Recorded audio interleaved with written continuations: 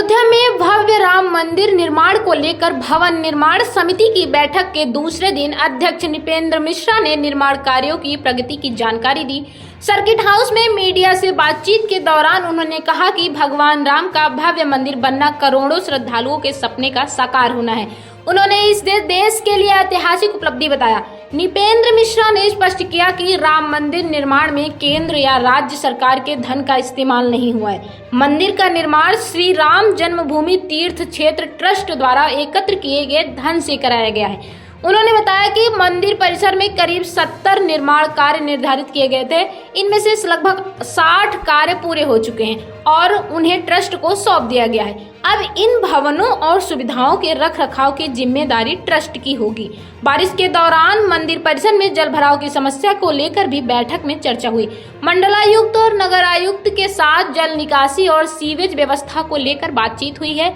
Sewage और drainage system को मुख्य नाले से जोड़ने का काम करीब 2 महीने में पूरा होने की उम्मीद है। अब निर्माण कार्यों के अगले चरण में संग्रहालय, ऑडिटोरियम और ट्रस्ट कार्यालय पर विशेष ध्यान दिया जा रहा है। संग्रहालय की गैलरी नंबर 7 के निर्माण पर करीब 5 करोड़ रुपए खर्च होने का अनुमान है। संग्रहालय में प्रवेश के लिए शुल्क लिया जाएगा या नहीं, इसका फैसला श्री राम जन्मभूमि तीर्थ क्षेत्र ट्रस्ट करेगा। वहीं चंपत राय के पत्र में अपना नाम होने से जुड़े सवाल पर नृपेंद्र मिश्रा ने कहा कि उन्होंने ऐसा कोई पत्र नहीं देखा है। कुल मिलाकर अयोध्या में राम मंदिर परिसर के निर्माण का बड़ा हिस्सा पूरा हो चुका है और अब सुविधाओं, संग्रहालय, ऑडिटोरियम तथा जल निकासी जैसी व्यवस्थाओं को अंतिम रूप देने पर जोर दिया जा रहा है। तो देखिए, उनकी आशा थी, उनका आदेश था, उनकी मनोकामना थी, यह मंदिर बनना चाहिए। मंदिर में जो भगवान राम और बाकी मंदिर हैं उनके बारे में भी उनकी यही राय थी और वह मुख्य रूप से अयोध्या के साधु संत यह चाहते हैं कि उनको दर्शन करने के लिए विशेष सुविधा होनी चाहिए। तो आखिरी सवाल है कि राम मंदिर में सीईओ की नियुक्ति के लिए साक्षात्कार हुए हैं और अब मेरा उसके बारे में मैं कहीं पे भी उस लूप में सम्मिलित नहीं था। मंदिर निर्माण अच्छा है, भगवान यहाँ आए, यह तो हम सबके लिए सपना था अयोध्या में। तो इसलिए सबसे पहला तो यह करोड़ों करोड़ों श्रद्धालुओं के लिए एक प्रकार से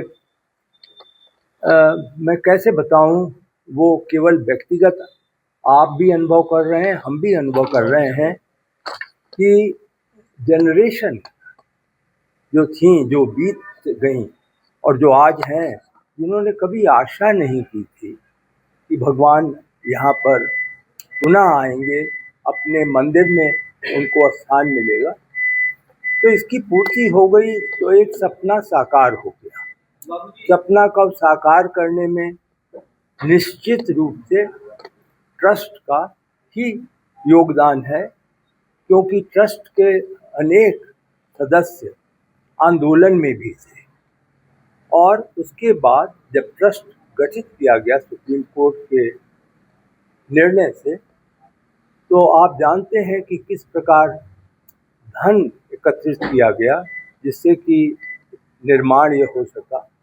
सबसे बड़ी गर्व की बात यह है, इसमें कहीं भी सरकार का पैसा चाहे केंद्र या राज्य नहीं लगाया गया, जो कि एकमात्र न्यास ने एकत्रित किया उससे बना। तो कुल मिलाकर तो बहुत, आप इसे ऐतिहासिक माने, क्योंकि आपके समक्ष ये मिल गया है, इसलिए आप इसको अगर आप शांति से अपने घर में बैठकर सोचेंगे तब आपको लगेगा कि ये मंदिर कितना कितना बड़ा और आपके सपनों को पूरा करने के लिए कितना इसमें प्रयास हुआ है। बाबू जी, एक पत्र वायरल होता है कल, इसमें आपके कई नामों का जिक्र किया जाता है, कैसे देखते हैं एज ए चेयरमैन? कौन सा पत्र? महासचिव चंपत राय का एक पत्र है, 9 पेज का लिखा है। हाँ, जिसमें आप पर एलिगेशन भी लगा गया है कि आप मनचाही कंपनियों को शामिल किए हैं, मनचाही लोगों की नियुक्ति किए हैं, तो सारा ठिकाना आप पर छोड़ रहे हैं, ऐसा कुछ? मैंने ऐसा कोई पत्र देखा नहीं है और जब तक मैं पत्र को देखूं नहीं तब तक मैं केवल यह आपको जवाब दूंगा कि ये आप लोगों की मनगढ़ंत गाथा होगी।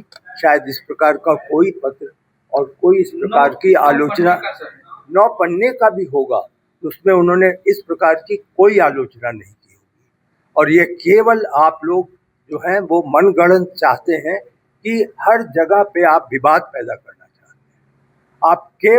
आप विवाद करने के लिए इस प्रकार का मेरे सामने प्रस्तुतिकरण कर रहे हैं। पवन जी, इसके अलावा आज तो क्या संग्रहालय में कोई शुल्क लिया जाएगा इस पर? पिछली बैठक में अभी ट्रस्ट ने इस पर निर्णय नहीं लिया है। यह गैलरी नंबर 7 होगी, इस पे लगभग 5 करोड़ रुपए का व्यय है जो कंपनी बनाएगी। तो ट्रस्ट को निर्णय लेना है कि इस व्यय को टिकट से लिया जाए या बिल्कुल फ्री दिखाया जाए। तो जी, इस तरीके से आपने समर्पण किया पूरे मंदिर को निर्माण बैठक में भगवान का जो मंदिर है और परिसर है उसके बारे में मुख्य रूप से समीक्षा की गई। अब जितने कुल मिलाकर के आपको मालूम है करीब 70 निर्माण कार्य हैं। 70 निर्माण कार्यों में 60 निर्माण जो हो चुके हैं वह 60 निर्माण ट्रस्ट को, न्यास को अब दिया जा चुका है, ट्रांसफर किया जा चुका है। तो ये जो है उनको तो अब ट्रस्ट उसकी मेंटेनेंस देखेगा। हमारी दृष्टि से सबसे महत्वपूर्ण यह है कि जो निर्माण कार्य ट्रस्ट को मिल गया है उसका हम आंतरिक ऑडिट करा लें, इंटरनल ऑडिट जिसे कहते हैं, और उसको फाइनल क्लोज करें। फाइनल क्लोजर ऑडिटर करता है जिसमें सभी समीक्षाएं की जाती हैं। तो यह एक कार्य था जो कि किया गया।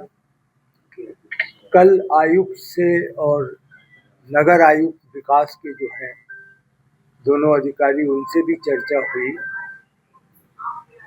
क्योंकि यह अनुभव हुआ अभी जो मौसम पानी का था कि पानी मंदिर के परिसर में इकट्ठा हो रहा था, तो उसको हम कैसे मुख्य धारा में जो नगर पालिका की डक्ट है बाहर उससे जोड़ें, इसके बारे में चर्चा हुई। आयुक्त महोदय जो मंडल के हैं उन्होंने आश्वासन दिया है कि आने वाले 2 माह में सीवेज का और स्टॉर्म वाटर ड्रेन का कार्य पूरा कर दिया जाएगा। तो कुल मिलाकर अब हम लोग निर्माण को अंतिम चरण में हैं और मुख्य ध्यान हमारा है म्यूजियम में, संग्रहालय में, और करीब 4 माह का कार्य ऑडिटोरियम और ट्रस्ट कार्यालय का है, जिसकी ओर कि कल भी हम लोगों ने मौके पे समीक्षा की। फिर बैठक में राजकीय निर्माण निगम में उनके प्रबंध निदेशक लखनऊ से आए थे, उनके साथ चर्चा हुई। और अब हम आज के दिन संग्रहालय में जा रहे हैं। संग्रहालय में मुख्य चर्चा यह होनी है कि जो स्क्रिप्ट बना हर गैलरी का, उस स्क्रिप्ट के अनुसार जो कंपनी प्रवर्तक है उन्होंने 3D का बना करके वो दिखलाना चाहते हैं और उसका अनुमोदन प्राप्त करना चाहते हैं। तो वह हम लोग आज देखेंगे और उस पर निर्णय लेंगे। बाबूजी, मंदिर निर्माण ट्रस्ट और अयोध्या को लेकर